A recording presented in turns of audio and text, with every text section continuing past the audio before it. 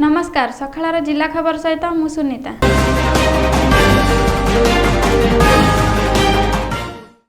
पुणी लज्जा ट्यूशन ने छात्री को असदाचरण व्यवहार करी अध्यापक गिरफ।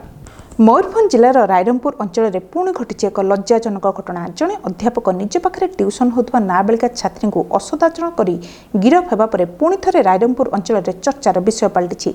सूचना अनुसार नाबालिका छात्री जनक ट्यूशन पर घर को जावाक बाहर समय कथा अच्छी कही अध्यापक जनक अटकवा कहते अन्य छात्री मैंने चली जावापर असदाचरण कर कहले मारिदेवा धमक देते। छात्री जनक घर निज माँ को घटना विषय जनाया पर से थाना एतला देते। टाउन पुलिस संपृक्त अध्यापक को गिरफ करिछि। गिरफ अध्यापक हेले रायरंगपुर महाविद्यालय कंप्यूटर शिक्षक नीरज बेहेरा। तेबे रायरंगपुर महाविद्यालय अध्यापिका आत्महत्या मामला थंडा न पड़ुनु अध्यापक एभली कारनामा मयूरभंज जिले में चर्चार विषय पलटि। Mayurbhanj Prashant Kumar Daspatnaik report Odisha mobile TV. वर्तमान पाई सखाळार जिला खबर एतिकी। अधिक जानिया पाई लॉगिन करंतु odishamobiletv.com। नमस्कार।